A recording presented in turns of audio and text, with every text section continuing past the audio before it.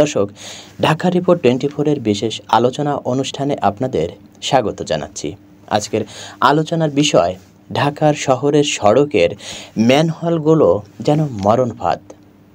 সাম্প্রতিক বছরগুলোতে এই সমস্যাটি শুধু ঢাকার মানুষের জন্য নয়, বরং সারা দেশের নাগরিক নিরাপত্তার জন্য এক ভয়াবহ হুমকিতে পরিণত হয়েছে। রাজধানীর বিভিন্ন এলাকায় প্রতিদিন হাজারো মানুষ রাস্তায় চলাচল করেন, কিন্তু অনেকেই হয়তো খেয়াল করেন না যে তাদের পদতলে লুকিয়ে আছে এক মারাত্মক বিপদ। ঢাকনাবিহীন কিংবা ভঙ্গুর ম্যানহোল। এই মুহূর্তে অসাবধানতা বা সামান্য বৃষ্টির পানিতে তলিয়ে থাকা ফুটপাত বা সড়কের উপর হাঁটার সময় হঠাৎই মানুষ এই মরণ ফাঁদে পড়ে যায়, যার মাসুল অনেক ক্ষেত্রে প্রাণ দিয়ে দিতে হয়। পরিসংখ্যান বলছে গত 5 বছর খোলা ম্যানহোলে পড়ে অন্তত 29 জন মানুষের মৃত্যু হয়েছে, আর এর মধ্যে 12 জনই মারা গেছেন ঢাকার উত্তর ও দক্ষিণ সিটি কর্পোরেশনের এলাকার ম্যানহোলে পড়ে। শুধুমাত্র দুর্ঘটনা নয়, এই ঘটনাগুলো আমাদের নগর ব্যবস্থাপনা, অবকাঠামোগত নিরাপত্তা এবং কর্তৃপক্ষের দায়বদ্ধতা নিয়ে বড় প্রশ্ন তুলে দিয়েছে। সম্প্রতি 5 আগস্ট রাতে রাজশাহী কলেজ হোস্টেলের সামনের ফুটপাতের একটি খোলা ম্যানহোলে পড়ে গুরুতর আহত হন কলেজটির উদ্ভিদ বিজ্ঞান বিভাগের 2য় বর্ষের শিক্ষার্থী ইয়াসির আরাফাত। একইভাবে 27 জুলাই গাজীপুরের টঙ্গীতে ঢাকা ইম্পেরিয়াল হাসপাতালের সামনে বৃষ্টির পানিতে ঢাকা খোলা ম্যানহোলে পড়ে প্রাণ হারান ফারিয়া তাসনিম জ্যোতি নামের এক নারী, যার মৃত্যুর পর মা হারা হয়ে যায় তার 2 সন্তান। এসব ঘটনা শুধু খবরের শিরোনাম হয়েই থাকছে, কিন্তু সমাধান খুব একটা দৃশ্যমান নয়। 2022 সালের দিকে ঢাকার গুলশানে ঢাকনাবিহীন ম্যানহোলে পড়ে আহত হয়েছিলেন ঢাকায় নিযুক্ত জার্মানির উপরাষ্ট্রদূত জেনস্কি, যিনি পরে হুইল চেয়ারে বসে নিজের জখম পায়ের ছবি সামাজিক যোগাযোগ মাধ্যমে শেয়ার করেন। এই ঘটনাগুলো প্রমাণ করে যে ম্যানহোল খোলা অবস্থায় থাকা কোনো ছোটোখাটো সমস্যা নয়, বরং এটি আন্তর্জাতিক মানের নগর নিরাপত্তা ও সুনামের উপরও আঘাত হানে।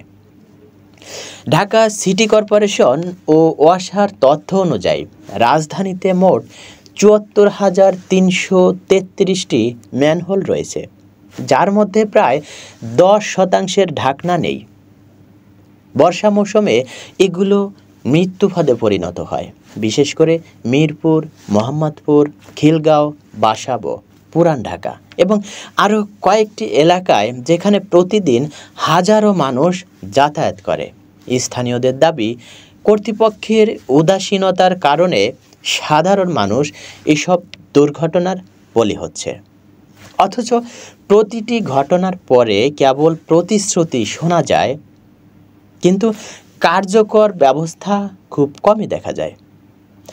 ঢাকা দক্ষিণ সিটি কর্পোরেশনের প্রধান নির্বাহী কর্মকর্তা মোহাম্মদ জহিরুল ইসলাম জানিয়েছেন, ম্যানহোলের ঢাকনা প্রায়ই চুরি হয়ে যায়, যার ফলে নতুন বিকল্প নিয়ে ভাবা হচ্ছে।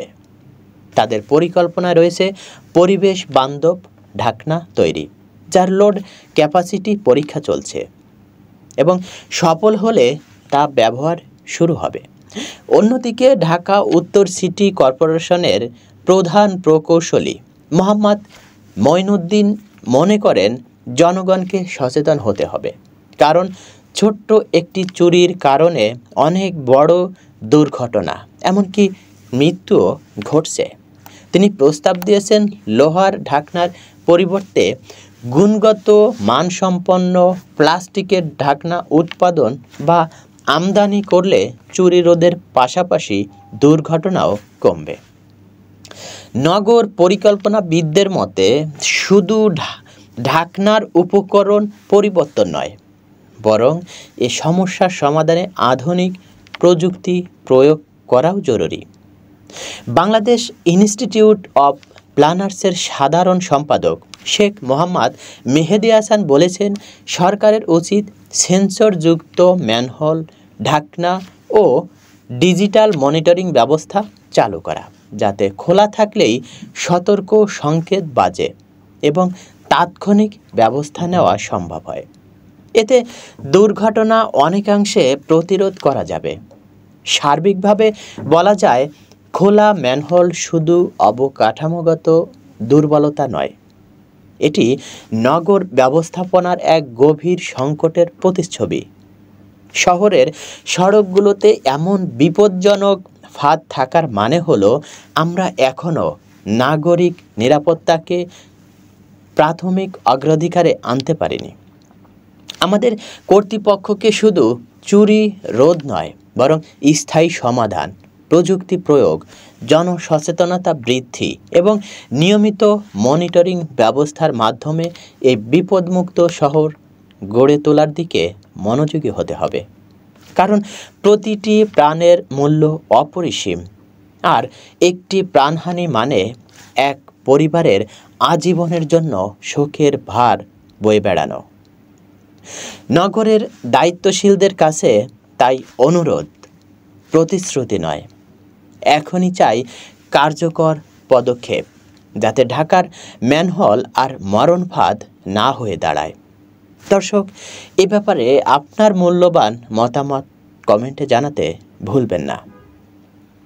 আমাদের পরবর্তী আলোচনা দেখতে চ্যানেলটি সাবস্ক্রাইব করে পাশে থাকুন। ধন্যবাদ। আল্লাহ হাফেজ।